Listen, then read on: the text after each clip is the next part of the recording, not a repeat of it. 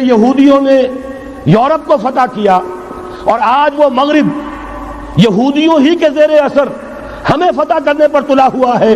آج نوٹ کیجئے، جس طرح تین اطراف سے یہودیوں نے حملہ کیا یورپ پر، میں اس کا تذکرہ کر چکا ہوں، آج ہم پر بھی اسی طرح کا 3 pronged اٹیک ہے۔ نمبر 1، ایٹمی دانت نہ نکلنے پائیں اس قوم کے، رول بیک کرانے کے لیے خاموش ڈپلومیسی، اس کے ہتھ کنڈے، کہیں ان میں طاقت نہ ہو جائے، کہیں یہ چیلنج کرنے کی پوزیشن میں نہ آ جائیں، اپنے پاس ایٹمک ہتھیاروں کے انبار ہوں، لیکن کسی مسلمان ملک کے پاس آ گیا تو وہ اسلامک بام بن جائے گا۔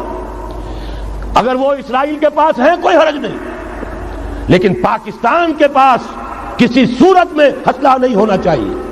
کمزور رکھو، ہمارے دستے نگر رہے، ہماری ہی مرضی پر، ہمارے چشم ابرو کے اشارے پر حرکت کریں۔ نمبر 2، اباحیت، بے حیائی، عریانی، فحاشی، اس کا سیلاب، اور سب سے بڑھ کر خاندانی نظام کو برباد کرنے کے لیے یہ بہبود آبادی کا پروگرام۔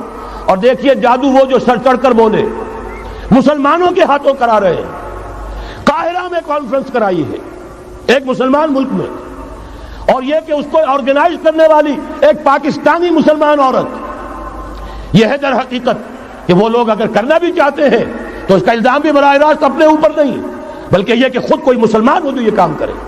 اب جو سیلاب آئے گا، جس کے لیے مدد بھی دی جا رہی ہے، اس سے ہمارے سارے بندے حیا ٹوٹ کر رہ جائیں گے، خاندانی نظام درم برم ہو کر رہ جائے گا، جو ابھی تک اللہ کا شکر ہے کہ ہمارے ملک کے اندر انٹیکٹ ہے کچھ اوپر کا طبقہ جو بالکل ہی مغربی تہذیب میں رنگا گیا ہے، ورنہ ہمارے ہاں خاندان کا نظام ابھی انٹیکٹ ہے۔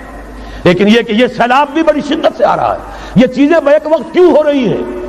اور تیسرا اور سب سے زیادہ سٹل وار، سب سے زیادہ یوں سمجھیے کہ جو لطیف، جو کہ ایک طرح کا احسان جتایا جا رہا ہے، ڈالروں کی اب یلغار۔ اب یہاں پر امریکی سرمایہ، ڈالر چاہے مشرق سے آئے چاہے مغرب سے آئے، وہ یہودیوں کا اعلی کار ہے۔ آپ نے اگر $1 نوٹ کا اگر کبھی نقشہ دیکھا ہو، اس کے اوپر جو سگنیا بنا ہوا ہے، جو نشان ہے، وہ کیا ہے؟ پیرامڈ، احرام مصر۔ یہ کن کے لیے اہمیت رکھتے ہیں؟ ہزارہا یہودیوں کا خون اور ان کی ہڈیاں ان پیرامڈز کے تلے دبی ہوئی۔ جب یہ احرام بنائے گئے تھے، یہ یہودی وہاں غلامی کے دور میں تھے، بیگار ان سے لی جا رہی تھی، بڑے بڑے پتھر جب گرتے تھے تو پسنے والے یہودی ہوتے تھے۔ یہ ان کی اپنی جیسے ہولوکاسٹ، جیسے انہوں نے اس کو اپنا سمبل بنایا ہوا ہے، اسی طریقے سے پیرامڈ، مصر کا پیرامڈ، یہ گویا کہ ان کے اس زوال کا ایک نشان ہے، اور اس پر ایک آنکھ بنی ہوئی ہے، ایک آنکھ، کانے دجال کی آنکھ، وہ دیکھ رہی ہے۔ عجیب ہے یہ سمبل۔ نیچے لکھا ہوا ہے نووس آرڈو سکلورم، اور یہ در حقیقت 1776 جو نیچے لکھا ہوا ہے وہ رومن حروف کے اندر یہ 1776 ہے، جو میں بتا چکا ہوں آرڈر آف الومناٹی وسوپ نے قائم کیا تھا۔ عام دنیا یہ سمجھتی ہے کہ شاید یہ امریکہ کا یوم آزادی ہے، سن آزادی ہے۔ 1 مئی اس آرڈر آف الومناٹی کی تاسیس 1 مئی کو ہوئی ہے۔ یہ 1 مئی جو منایا جاتا ہے، دھوکہ یہ دیا گیا ہے کہ یہ شکاگو کے جو مزدور ہیں ان کی یادگار ہے۔ حقیقت میں یہ 1 مئی اور 1776 آرڈر آف دی الومناٹی کی تاسیس کی تاریخ ہے۔ یہ تمام معاملہ سمجھ لیجئے۔ ڈالر در حقیقت ہم نے ابھی تازہ ندائے خلافت میں نعیم صدیقی صاحب کی نظم شائع کی ہے، 45 برس بلکہ شاید اس سے بھی زیادہ عرصے کی پرانی نظم ہے جو ہم نے شائع کی ہے۔ ڈالر میرے اس دیش کو ناپاک نہ کرنا، اور میں تو انہیں داد دیتا ہوں جو کچھ انہوں نے، شاعر کہتے ہیں اس کو جو صاحب شعور ہے، اس صاحب شعور نے جو مشاہدہ کیا ہے کہ ڈالر آئے گا تو کیا آئے گا ہمارے ہاں، اس کے پوری داستان اس تازہ ندائے خلافت میں ہم نے نہ معلوم کہاں سے اس کو کھود کر نکلوایا ہے۔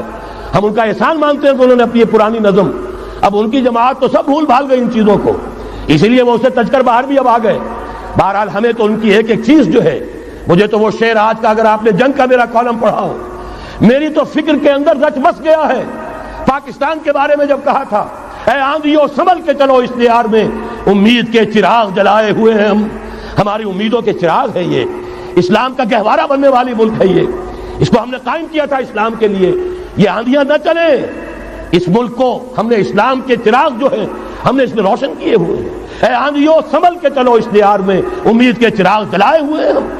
بہرحال یہ تیسرا سیلاب ہے, ننگی سرمایہ داری, جس کی پھر لعنتیں ہوتی ہیں. ایک طرف فقر, ایک طرف احتیاج, ایک طرف بھوک, ایک طرف دولت کے انبار. پہلے بھی ہمارے ہاں فرق کم نہیں ہے, لیکن اب جو ہوگا اگر یہ بات پوری ہو گئی تو وہ ننگی سرمایہ داری, اور سرمایہ داری ہی در حقیقت یہود کا سب سے بڑا ہتھ کنڈا ہے.